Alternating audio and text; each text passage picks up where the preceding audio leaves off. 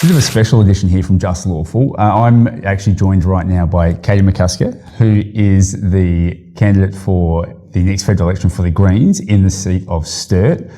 Reason for this coming together, Katie was lovely enough to come along and see both Sean and myself as part of our talk at Raising the Bar last year and introduced herself. And I sort of said, Katie, do you listen to the podcast? She said, no. And I sort of went, do you mind if I ask how you got here, sort of thing? And we got talking, and you'd always been in the back of my mind, Katie. I really enjoyed the fact that you came up, and I was really appreciative. And so I reached out to Katie recently because for me, I think it's really important at the moment when we are leading up to this next federal election to understand it's not even necessarily about who you're voting for. And that's not necessarily why I'm here, but it's more about being informed. And that's obviously from Just Lawful. That's exactly how we like to go about that. We don't tell you what to think. We'll certainly give you our ideas and perspectives, but we want you to go out and be informed in whatever choice you make. And talking to Katie, that's exactly the same way that Katie sort of approaches what she does. So I'm really happy to be here and do this with Katie, just to talk about, I guess, Katie, your experience in this lead up to the election, how you kind of got here and where you position yourself in this space for the wider community. Yeah, great question. There's a lot there. But yeah, thank you so much for having me on. I feel that it is just so important that people are really informed about the choice that they do have and understanding the system that we're working in and making sure that they're going to choose something that really does align with what they want to see. And like you said, I've been having a lot of those conversations because I really do feel like a lot of people were still kind of unsure about how the system works and have been told maybe things in the past that aren't necessarily the case. But a little bit about me. Yes, please. I have been the candidate for the seat of Sturt before in the 2022 federal election as well. And that was a very exciting time where we got such a positive swing. When you look at the results, vote went quite high up. The Liberal parties did reduce and the Labor Party stayed very much sort of the same. So it created an opportunity. It created the most marginal seat in South Australia. Okay. So it was only held by the current incumbent by 0.45%. Wow. It is the third most marginal seat in the country. Okay. And it's the most marginal seat still held by the Liberal Party. So this is a very exciting I was going to say, that's going to give you so much confidence. So you stood for the seat last time, didn't get it. Not sensible enough to call again, came again, but as you said off the back of that results, I mean, that is the fact that it is the third most marginal. I wasn't aware of that. That's a huge testament to yourself and I guess your party for putting yourself in that perspective. Probably a couple of things you talked about there that to me are really important. And one is, and I want to throw this at you with a little bit without warning, but there's an old adage, if you like, and I've heard it for years as well, that kind of not voting for one of the two major parties is you vote for an independent or you vote for a third party, you're essentially throwing your vote away, right? And I think that's been a rhetoric that's been out there for a long time. It's probably, me personally, years gone by, wouldn't have even thought twice about that. I think I was a victim of voting down party lines, as a lot of people have been. Talk to me about that though, because that's just a fallacy, right? That's not the case. That's actually not true. We have the most amazing system here called the preferential voting system, which allows us to send a message with our vote, essentially. It's never a waste of your vote, provided you do number all of the boxes on the ballot paper and don't maybe draw around the edges with any additional information. So sticking to those rules means that you will never waste your vote. So I do still hear from people, like I'm knocking on doors every week, and I still hear from people saying, I'm really worried about, let's say, I'm really worried about Peter Dutton, that doesn't align with what I want for this community. So I feel like I have to vote for Labor, because you have to vote for Labor to stop Dutton, don't you? And I'm like, well, actually, because we have a preferential system, say if you chose to put one for the Greens and say you chose to put two for the Labor Party. If we didn't get enough votes for me to win, then the full value of your vote would then go to your second preference. But what's more, goes with a message. Absolutely. It says, you didn't get my first preference because I want you to do more on what matters to this candidate. So, and the major parties know. what we're standing for, what we're pushing for. So that message gets translated across and puts them on notice that you require more. So it's actually a very powerful way to use your vote. You mentioned that the last election, I think that was a really big wake up. We saw more third party, more independent, more teal seats, if you like, starting to come through. And that the two parties are really having to start to be aware of that, right? It's fascinating for me understanding that from a preferential perspective, you can still put Greens first, if you like. And again, this is not about telling people how to vote, and I'm not advocating for that. Please vote for whoever aligns to you, but to your point, whatever aligns to you and your personal values is where you need to go. I'm interested though, because I have done some research, and looking at that, I know that the Greens, for example, have said that by a vote for the Greens, getting more Green seats into our parliament means, yes, even if one of those major parties are in power, it'll be a minority government. And from that perspective, the more Green votes we have, it means the more pressure you can put on those major parties to make decisions which are more community-based or more aligned to the everyday person. So talk to me a bit about that, because that's got to be an exciting position to be in right now, as you said. Yeah. So it's a very exciting position. It's wonderful to have a minority parliament where we can all collaborate and negotiate to get the best outcomes for our community. You'll see a lot of examples around the world where that works really, really well. And in fact, people are quite used to that being the standard, the norm for a minority government. And we have had a minority government here before. So in 2010, we had a minority government with Labor as well. And in that time, we were the most productive parliament. We were getting so much legislation through. We were so excited because we were actually able to get dental into Medicare for kids. So really wonderful things. We got world-leading climate legislation as well in that time. Really positive, really progressive, with this support, with this negotiation to make sure that we were listening to different views and getting the best outcome for people. So it was fantastic. So I'm really excited about that being a very likely outcome for people, because we do need to make sure that people's voices are really considered and heard in our parliaments. So I'm really excited that we're going to get the opportunity to do that. I think it's great. I think for me that being able to have that diversity across that, have more people in there, have the ability, as you said, to not have one of those two parties directing traffic, if you like, and having that third voice or fourth voice in that conversation is really important. Speaking of conversations, I know you and I were having a chat a couple of days ago, and you were telling me a story. You were door knocking, and you spoke to a lady, and you were explaining the preferential system.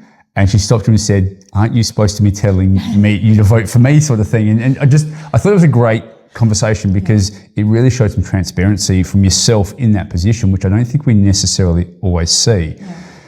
How important is that transparency for you that we see? And at the detriment of thinking we don't necessarily see it, how do we go about increasing that? How do we go about making that more? I think what really has driven me into having those conversations more and more at the door with people is because so many people tell me, "Oh, well, I've always voted this way," or "My parents have told me to vote this way." And I'm like, "Well, what's important to you?" And they're like, "Oh, well, X, Y, Z is important to me." Well, let's have a look at which party's actually going to be able to do that for you. So I'll offer things to them like, don't just take my word for it. I will talk to you about what I would like to do. And I will want you to get a sense of who I would be and how much I would love to be your representative. But go out there and be informed, get educated. And this amazing woman that I spoke to, I so enjoyed the conversation. I really enjoyed meeting her. As I do every time I go out, I'll meet someone who I'm like, I would never have met that person if I hadn't gone out door knocking. And now I know this great person is out there. It's a wonderful thing to do, to just lift your spirits whenever you want to. But I was saying to her, why don't you jump on ABC's Vote Compass? Because Vote Compass asks a lot of questions and will show you where you most align on the political spectrum. But don't just do that for yourself. Talk to the family about it. You've got, she was telling me about kids that had never voted in an election before. Get them to have a look at Vote Compass, see what matters to them, see where they should be putting their vote, and that way. And she was really impressed that I wasn't trying to push something onto her, that I was trying to help people be really informed about the choices that they do have and to get educated about the preferential system, which we do have. And I think that for me has been such a great part of this campaign. You mentioned the ABC Compass, Vote Compass, and I think that's really important because there are resources and there are avenues for people to get this information. And I think that for me has been one of the biggest things I've had conversation. Even with my own mum, I was speaking to her a couple of weeks ago and asking her, who are you voting for? And I said, not that I want to debate who or what, why, but tell me who, and do you mind if I ask why? And it was off the back of that conversation where she started to really consider what that was. And I said, okay, great. So do you know much about that person, that party? I'm not going to say what that is, but do you know much about what they vote for, what they believe in, what they're looking to do? And she said, oh, well, no, not really. And it was kind of down that party lines of I've always voted. And I said, great. So ABC Compass, another one that I was talking about was theyvoteforyou.org, which, you know, ABC Compass is great because you put in what you think and believe, it aligns you to what's most like. They vote for you, and I'm sure you've looked at that.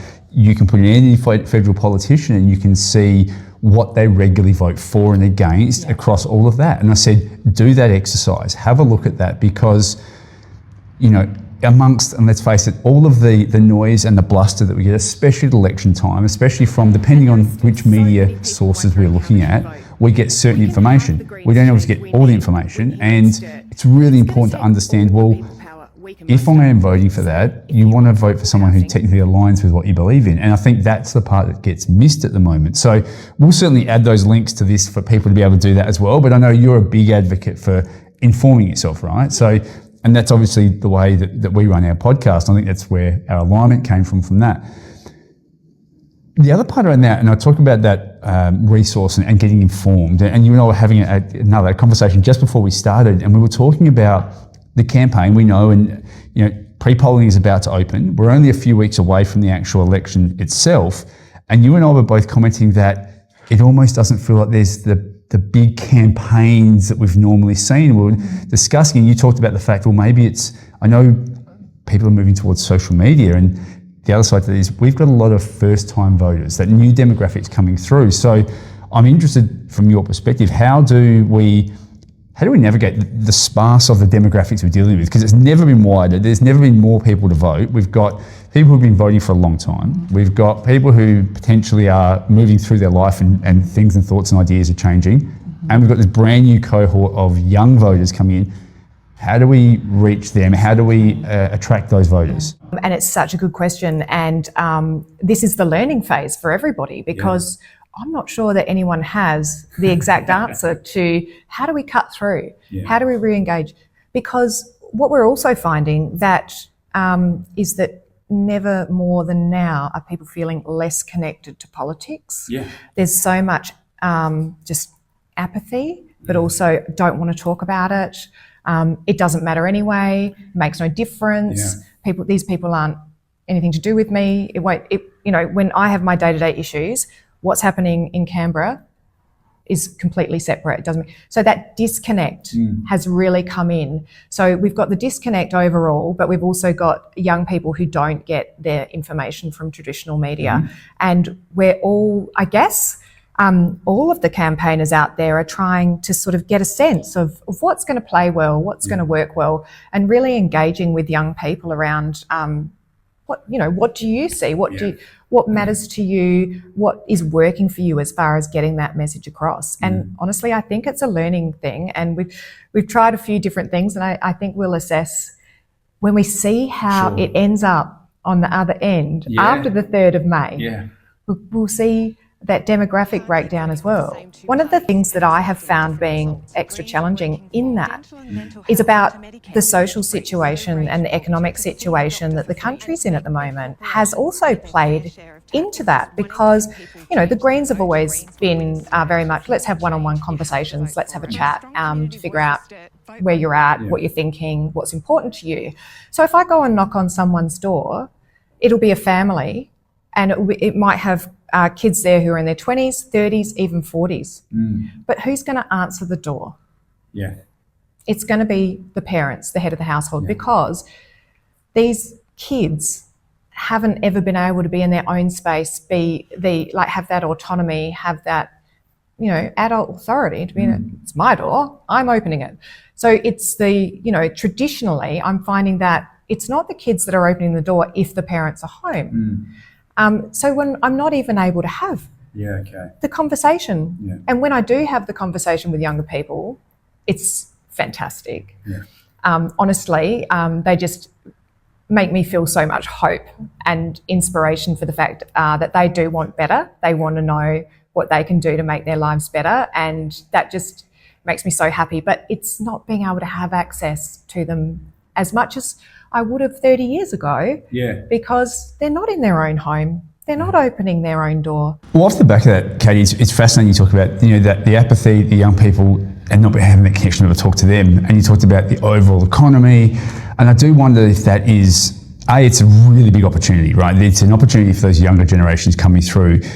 To that point, though, it's always difficult for me when I see the stranglehold, if you like, that the two major parties have on the political landscape, therefore the messaging that they can control, and the idea that it is them who are putting things in place for education, for young employment, for the idea of skills, etc., being in that space for young people, and to feel that they have a voice. I feel like over the years there is that apathy because the younger generations are finding it harder and harder to have that voice in an arena that works, because I think social media is a great arena.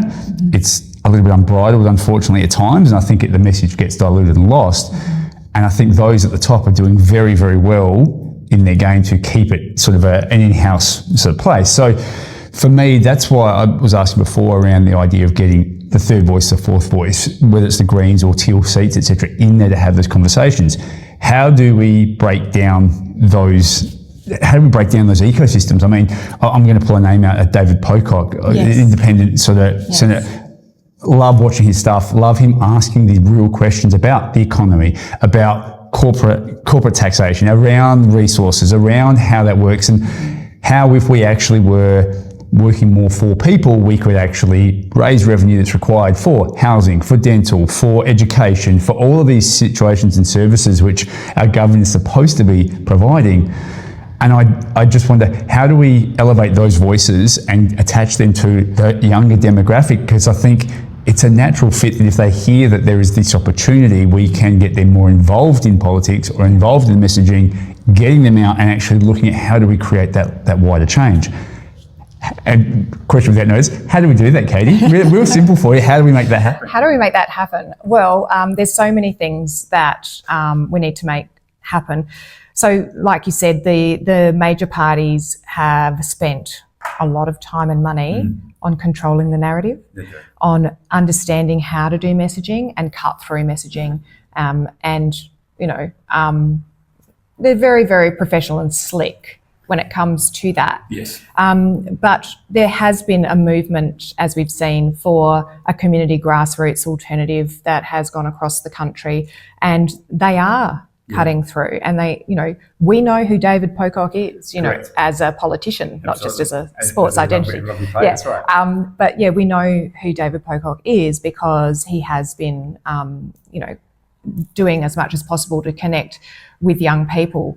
The thing that we've also got is we've got a system, an electoral system that does need some refinement in terms of political donations, how that we capture all the loopholes around those political donations, the timeliness of reporting those donations, the cap at which you report for anything over, but also even who people are meeting with. So ministerial diaries, if we could have a look at who they're meeting with to understand the lobbyists, what's going through there. I've been in Canberra where people in an office and somebody has just walked right in as a lobbyist. Oh, is the senator available? Oh, no, okay. I'm like, this access, this direct access to people. That only comes because they're good friends. Clearly, there's nothing else that would cause that access to be. Nothing else. There'd be no other avenue to make that a simple process, right? So So there's a lot of that. There's a lot of structures in place which need to be changed.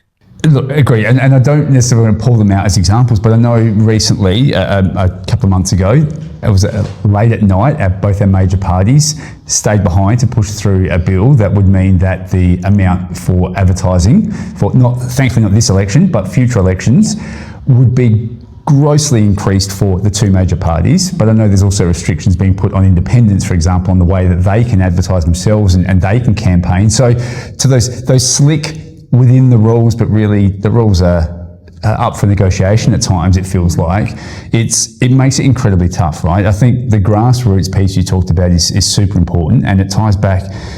And I know I keep harping on the young folk, and I don't want to do that because I think the older generations are far more digitally savvy than they used to be. But those grassroots opportunities through, there are, we talked before, Punters Politics, for example, the Australian Institute, for example, amazing information that it's freely, readily available, and they do their research, and it's such a breath of fresh air that it is this grassroots, but how do we make the grass grow taller, if you like? How do we get more grass out there? Because I think there is this opportunity, and to your point, it's a really look. I give them credit. It's a very skillful game they play to keep themselves where they are and keep everyone else out of it. I absolutely want that to be broken down because I think I've said to you before, I'm a bit of a shit stirrer by trade. So for me to agitate that, but I think to agitate for the opportunity to have new, different, and genuinely a voice from the community, because that's my idea, that's the electorate, that's who we're serving or supposed to be, right? Yes. So that to me, and that's where I think for me, wanting to speak to you was really important, because from what I saw, that's absolutely the ethos of how you're going about it, and the Greens Party as such. But what, I guess if we look at that, and we've talked a lot about the younger folk, when we talk about the economy, whether it's housing, whether it's aged care, whether anything like that, as we move further, how do we address that, and how do we start to get that out to those wider demographics and the ones who traditionally have voted down those lines? How do we change that mindset? Well, luckily for us, we're finding that it's very much those one-on-one conversations at people's doors, really helping them to open up to an alternative, a different way of thinking, to test some of the barriers, to test some of the assumptions or the misinformation that they've been living with. And what's wonderful about that is that people are overwhelmingly generous and open. Yeah, I would say a very, very, very small proportion of people are like, no, I don't have time. Even when people don't have time, they're really polite about it. But the majority of the time, they're like, oh, well, that's interesting because I've always thought this. And you have the opportunity to explore some things with them, test some of those ideas that perhaps aren't quite accurate.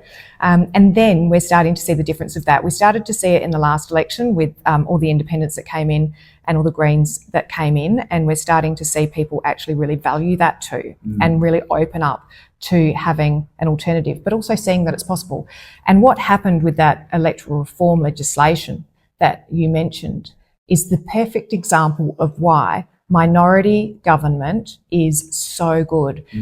That was an incredibly complex, detailed piece that just went straight through without the consideration that was warranted for such a change to happen. The Greens wanted to stop that. We wanted to send it to committee for review. It felt like there was no overview, no oversight, no opportunity to have any of those things. As you said, it was very complex, detailed, but pushed through. And call me conspiracy theorist if you like, when it's got bipartisan agreement on something of that nature and it's pushed through so quickly, that to me is a little bit, it's worthy of a question or two of why would both of those major parties come together so quickly on something so detailed to get that through, right?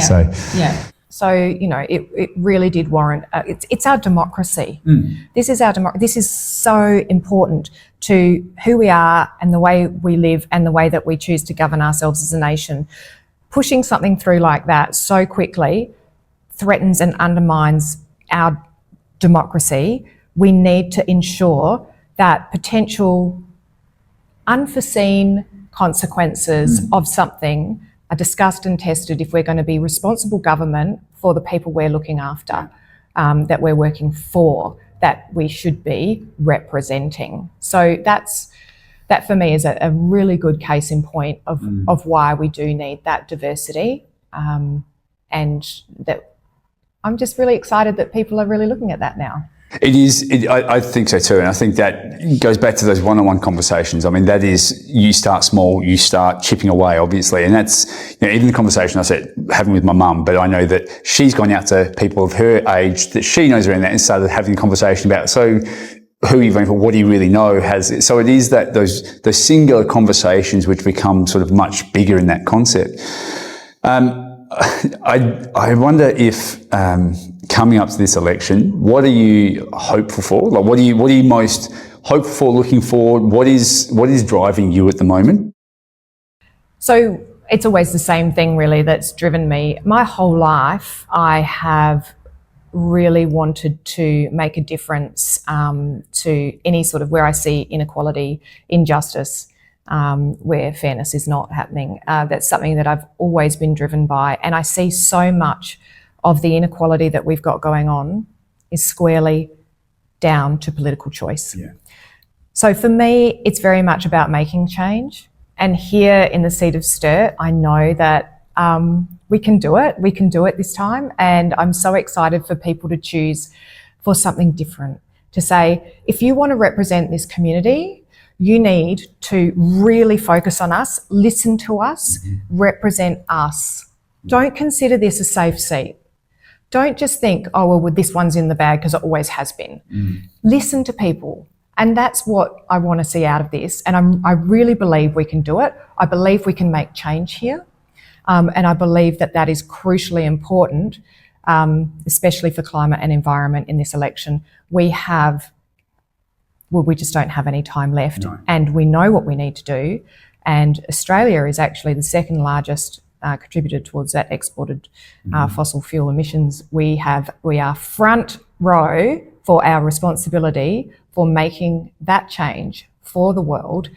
And we can. And it's possible, and it can be really good. So talk to me about that, though, because you said it's possible, and I agree, the numbers. What numbers do we actually need to change here? Because you were really excited about this, and I really am too. I think it's great, but I want you to say, I want you to be able to talk about that. Okay, so essentially what it sort of boils down to in a very catchy line is, if just 1 in 10 people change their vote to Greens this election, you can send me to Canberra to represent this community. Yeah.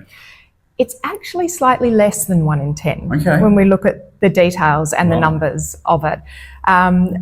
So it's very possible. What that looks like is less than 9% swing. Yeah, okay. Now, 9% isn't small, but it's firmly in the realms of what's possible. Right? Yeah. Firmly. Yeah. So that's exciting. And we have never seen the kind of scaled up campaign that we've run here. It's visible, it's positive. And what's essential about it is it's people powered. When you come in here on any other day, this place is absolutely packed out with people just buzzing, energetically looking to get everything done that they can to make sure that people are really informed and feel like they have a choice for something better and someone who's really going to represent them. So yeah, it's definitely such a privilege for me and such a moment in my life that I will never forget, that people really worked so hard for so many months now to show people that they can have something different in a place where they never thought they could before. Absolutely. And that's wonderful. So yeah, the numbers are there, they're big, but they're there and they're possible and they're doable. Absolutely. So, I think it's a really good point. There's a huge team. It's not just the Katie show. It is the Katie show, but there is a huge team behind you who are just as dedicated, who are volunteering their time because they believe in the sorts of things you're talking about. I would be remiss if I didn't say, so talk to me about, you mentioned climate change, you mentioned the environment. We know that's a big one. It's always been big with the Greens. It'd be remiss if I didn't give you an opportunity to talk about. So what are the big issues that you, yourself and as a party, that you are really looking for here? Great, thank you. So we do have some top priorities that we really want to get going. We want to get dental and mental health covered under Medicare. It's so important. People are putting off basic health care and getting really, really sick just because they can't afford it, comes up unexpectedly. We want to support GPs to be able to have enough Medicare rebate in order to bulk bill so that people can see the GP for free. So that's a really big one. We want to stop native forest logging, like yesterday, because we are destroying a part of our environment that we will never get back. And it is just the most beautiful, biodiverse lungs of Australia, and we must value that. So stopping native forest logging is so important, and valuing our environment is so important. We want to stop all new coal and gas because we know the science is extremely clear on this. If you want to limit the worst impacts of climate change, you must not open any more coal and gas mines. The reality is that emissions are now higher than they were under the Morrison government. And that 30 new coal and gas projects have been approved under this government, which is devastating. We know that we can transition. We know that it's doable. It's just a political choice. So, and of course, really big is affordable housing.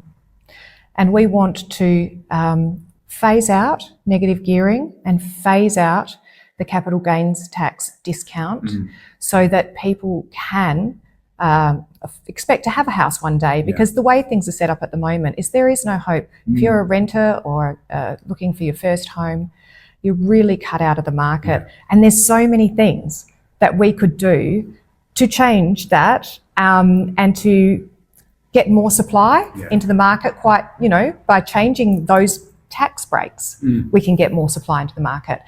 By having a public property developer, we could get more houses built that are social and affordable, good quality, high standard to meet the climate challenge that's coming. It's fascinating, and there are so many different sort of tributaries off of that I could talk to you about. But one thing that comes up, or someone's going to hear it and go, but how would we fund all this, and where would it come from? And you talked about the concept of those gold and gas and coal refineries, etc. And I don't necessarily want to get too bogged down in that, but there is the petroleum rebate rent tax that should be getting charged and isn't, and just really quickly. And just really quickly in that sense, there is so much revenue that we allow to just vanish out of this country from our own resources that we could be taxing. We don't have to open more. We should be taxing higher on that. It would fund so much of this. Another time, another story. But that for me, there's so much around that. The concept of that natural habitat that we just will not get back. And for people who think, well, it can be done and regulated, etc. No, we will just lose that. It won't come back. And of course, you lose the trees, you lose the wildlife, you lose the culture, you lose all of that comes with that. It changes the soil, it changes the earth forever. It doesn't go back to normal. And we are at a point, as you said, we're out of time. There's no time left in regard to environment. It's not a case of for you and I or even our children. It's our children's children these days, which they are not going to be left with an opportunity because we're going to extinguish the last opportunity. There's all of these things, that affordable housing, affordable medical, etc. For me, there is such a big opportunity to shift the focus away from big corporates, which is again where a lot of that comes from. You talked about lobbyists before, all the money involved in that. I say all that because I have to balance this with both sides of that. What do you say to the old rhetoric though that the Greens, they're just they're a commie party, they're socialists, they want? For me, it's about how do you have empathy for everyone, not socialism for a small minority. But talk to me about that. I want you to sort of clear that, dispel that myth if you like, because absolutely, in a wealthy country like ours, everybody should expect to have the basics. It's almost like the social contract we were brought up on. We are the 12th wealthiest country in the world, but we do have 1 in 3 big corporations who are not paying tax. Now, if they did pay tax, we could get an extra $514 billion. The other 2/3 are paying. What about this 1/3? Then that money that we raise from that would cover the things that we're talking about. All of our policies have been independently costed by the Parliamentary Budget Office to make sure that they are economically responsible.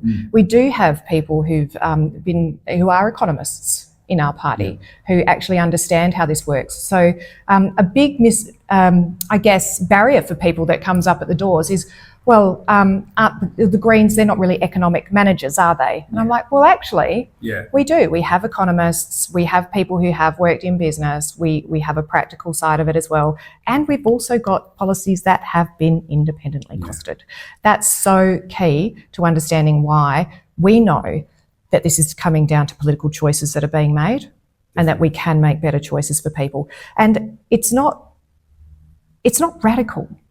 This stuff is happening. There's precedent for everything that we're asking for here in other countries around the world. And in some cases here, like free university and TAFE, It's been done before. Well, look, there are, and I mean, just purely on talk about the rent tax I talked about before. I know we talk about countries like Norway who have a large gas and coal export market, but they are funding free healthcare, free university.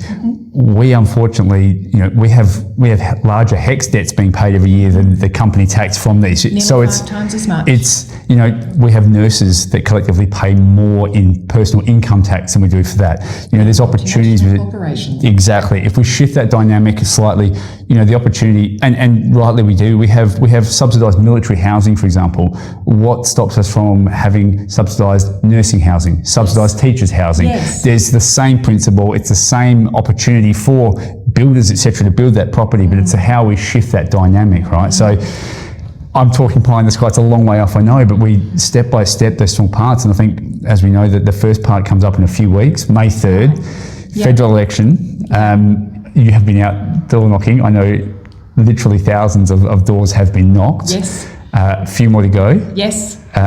What else are you doing between now and that federal election? Well, pre-poll's going to open on Tuesday. So, so many people still come down to cast their vote and they still don't know how they're going to vote. Yeah. So I'll be there to make sure that I'm available to have that education piece with people who may not understand how preferential voting works, to make sure that they know how they can align themselves to what matters to them and vote for that at the ballot box. So it's really important that I'm there to make sure that people feel confident when they're going in. So that's a big piece for me, and I'm really, really excited about having the opportunity to do that, because you're absolutely right.